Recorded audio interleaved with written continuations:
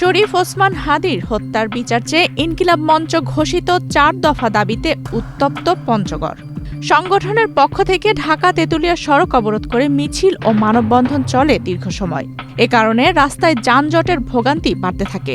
কর্মসূচি শেষ করে সড়ক থেকে সরে যেতে বললে আন্দোলনকারীরা সেনা সদস্যদের সঙ্গে ধস্তাধস্তিতে জড়ায়। পরে সেনাবাহিনী লাঠিচার্জ করে শিক্ষার্থীদের সরিয়ে পরিস্থিতি নিয়ন্ত্রণে আনে। মূলত আন্দোলনরত শিক্ষার্থীদের উপর সেনাবাহিনীর লাঠিচার্জের ঘটনাকে কেন্দ্র করে উত্তপ্ত হয়ে ওঠে পরিস্থিতি। ঘটনার প্রত্যক্ষদর্শীরা জানান, গতকাল রোববার দুপুর থেকেই শিক্ষার্থীরা মকবুলার রহমান কলেজ থেকে বের হয়ে বিক্ষোভ করছিলেন। মিছিলটি চৌরঙ্গী মোড়ে গিয়ে শেষ হলে আন্দোলনকারীরা রাস্তা অবরোধ করে। ভবিষ্যৎ হোক নিরাপদ, বিনিয়োগ হোক বিশ্বস্ত, আর আমার পছন্দ সল্ট বে। দুপুর 2:15 থেকে বিকেল 4টা পর্যন্ত পঞ্চগড়ের একমাত্র প্রবেশদ্বার প্রায় 1.5 ঘণ্টা বন্ধ থাকে। এতে দুই পাশে আটকে যায় শত শত যানবাহন। এক পর্যায়ে সেনাবাহিনীর সদস্যরা এসে রাস্তা ছেড়ে আন্দোলন করার পরামর্শ দেয়। এ নিয়ে উভয় পক্ষের মধ্যে ধস্তাধস্তি শুরু হলে পরিস্থিতি নিয়ন্ত্রণে লাঠিচার্জ করে সেনাবাহিনী। এতে 23 জন আন্দোলনকারী আহত হন। এর প্রতিবাদে রাতেই শিক্ষার্থীরা জেলা প্রশাসকের কার্যালয় ঘেরাও করে বিচারের দাবিতে বিক্ষোভ শুরু করেন। পরে জেলা প্রশাসক কাজী মোহাম্মদ সাইয়ামুজ্জামান ও এনসিপির উত্তর অঞ্চলের মুখ্য সংগঠক সার্জিস আলম দোষীদের বিচারের আশ্বাস দিলে বিক্ষোভ স্থগিত করা হয়। তবে 12 জানুয়ারি সোমবার সন্ধ্যা 6টার মধ্যে দোষীদের বিচারের আওতায় না আনলে পরদিন আরও কঠোর আন্দোলনের হুঁশিয়ারি দিয়েছেন আন্দোলনকারীরা। লাঠের তাদের যে কষ্টটা, তাদের উপরে যে আঘাতটা হয়েছে, এগুলো হচ্ছে এই পঞ্চগড়ের ওই সন্তানগুলোর উপরে আঘাতটা হয়েছে, যেই সন্তানগুলা জুলাইয়ে বুক পেতে দিছিল গুলি খাওয়ার জন্য। সেই সময়ে তাদেরকে এইভাবে আঘাত করার সাহস করা হয় নাই, যেটা এবার হয়ে গেছে।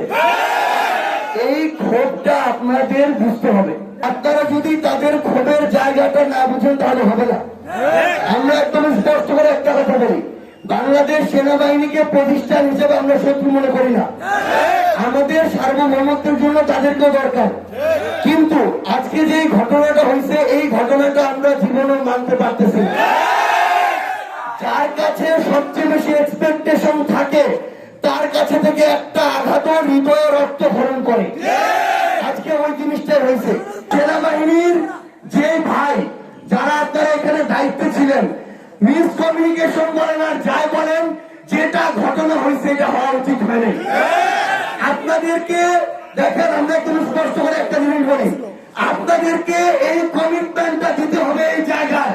আপনারা প্রথমে যে স্বীকার করে নিতে হবে যেটা করছেন সেটা করা উচিত হয়নি।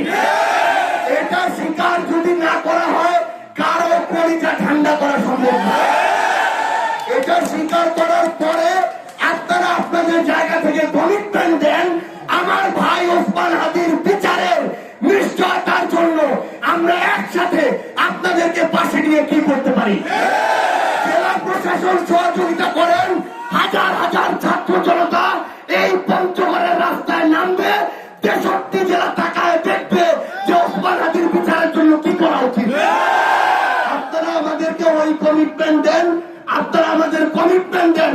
আপনাদের উপরে আমাদের যে সর্বশেষ আস্থা, এই আস্থা ওই 5 আগস্ট থেকে, যেদিন আমাদের উপরে অন্যান্য বাহিনী নির্বিচারে গুলি চালাইছিল, আপনারা চালান নাই দেখেই ওই 5ই আগস্ট কোন একটা বাহিনীকে মানুষ সর্বোচ্চ ক্ষোভের বহিঃপ্রকাশ ঘটাইছে, কিন্তু আপনাদের ফুল দিয়ে বরণ করছে।